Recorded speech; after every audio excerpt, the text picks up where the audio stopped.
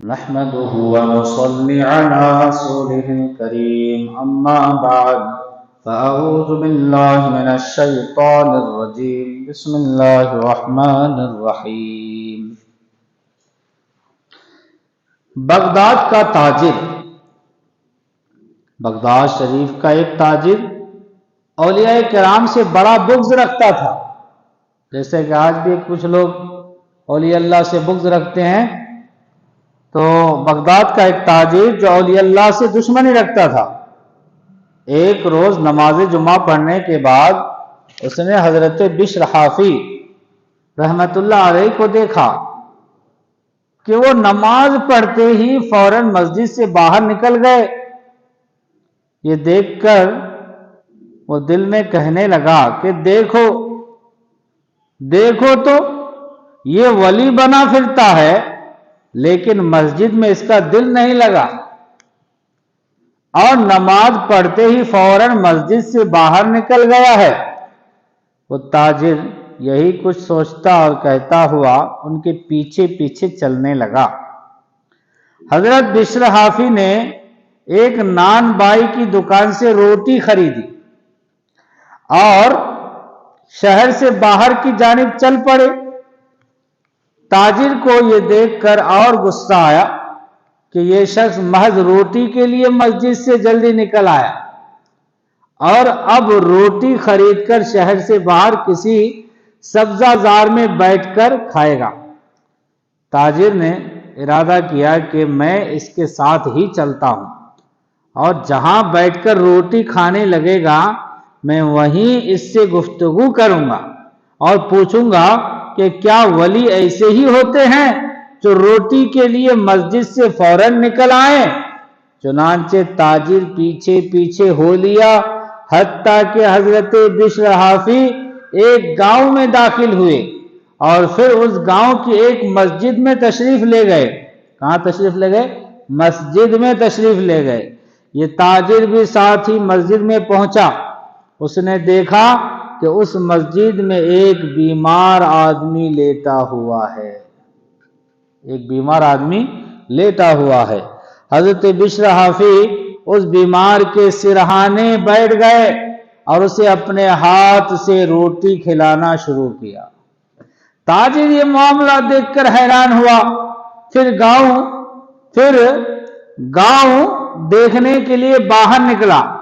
تھوڑی دیر کے بعد پھر مسجد میں آیا تو دیکھا کہ بیمار آدمی وہیں لیٹا ہے، مگر حضرت بشر حافی وہاں موجود نہیں ہے۔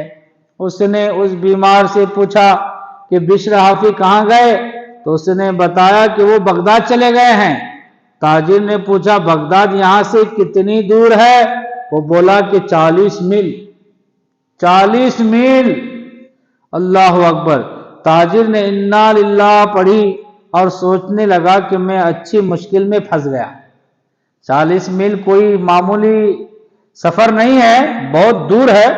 تو کہا کہ میں اچھی مشکل میں پھنس گیا کہ ان کے پیچھے اتنی دور نکل آیا، اور تعجب یہ ہے کہ آتے ہوئے کچھ پتہ ہی نہیں چلا، مگر اب واپسی مشکل ہے۔ پھر اس نے پوچھا کہ اب وہ یہاں کب آئیں گے؟ تو بولا کہ اگلے جمعہ کو۔ ناچار تاجر اگلے جمعہ تک وہیں رکا رہا۔ انہوں نے کہا کہ پھر اگلے جمعہ آئیں گے، تو اب بیچارہ تاجر وہیں رکا رہا۔ پھر جب اگلا جمعہ آیا تو حضرت بشر حافی اپنے وقت پر تشریف لائے۔ اس بیمار نے حضرت بشر سے کہا کہ حضور، یہ شخص پچھلے جمعہ کو بغداد سے آپ کے ساتھ یہاں آیا تھا اور بیچارہ 8 دن سے یہیں پڑا ہے۔ حضرت بشر نے غصے سے اس تاجر کو دیکھا اور فرمایا تم کیوں میرے پیچھے آئے تھے؟ تاجر نے کہا میری غلطی تھی۔ حضرت نے پھر غصے سے فرمایا کہ اٹھ اور میرے پیچھے پیچھے چلا۔ چنانچہ تاجر اٹھا اور حضرت کے پیچھے پیچھے چلنے لگا، اور تھوڑی دیر کے بعد وہ بغداد پہنچ گئے۔ تھوڑی ہی دیر میں بغداد پہنچ گئے۔ پھر بشر حافی نے اس سے فرمایا کہ جاؤ اپنے گھر پہنچو اور خبردار آئندہ ایسی حرکت نہ کرنا۔ تاجر نے اولیاء کرام کی بغض سے توبہ کی اور آئندہ ان پاک لوگوں کا دل سے معتقد ہو گیا، ان پاک لوگوں کا دل سے ماننے لگا، ان پاک لوگوں کا دل سے معتقد ہو گیا یعنی دل سے ماننے لگا۔ سبق: اللہ والوں کو کبھی حقارت کی نظر سے نہ دیکھنا چاہیے۔ ان پاک لوگوں کی ہر ادا میں للہیت اور خلوص ہوتا ہے اور ان کے دلوں میں مخلوق خدا کا درد ہوتا ہے، اور یہ پاک لوگ دنوں کا سفر پل بھر میں طے کر لیتے ہیں۔ جو سفر 2 دن 3 دن میں کیا جاتا پل بھر میں کر لیتے ہیں۔ حضرت ابراہیم ابن ادہم رحمت اللہ علیہ کے پاس چند لوگ آئے اور کہنے لگے کہ حضور فلاں راستے میں ایک شیر آ بیٹھا ہے اور راستہ بند ہو گیا ہے، وہ شیر وہاں سے جاتا ہی نہیں، جس سے لوگ بڑے پریشان ہو رہے ہیں، فرمائیے کیا کریں؟ حضرت ابراہیم اٹھے اور جہاں شیر بیٹھا تھا وہاں تشریف لے گئے اور وہاں جا کر شیر سے مخاطب ہو کر فرمانے لگے کہ اے شیر، اگر ہم میں سے کسی پر حملہ کرنے کا تجھے حکم ہو چکا ہے تو اپنا کام کر، اور اگر ایسا نہیں تو یہاں سے اٹھ اور اپنی جگہ چلا جا۔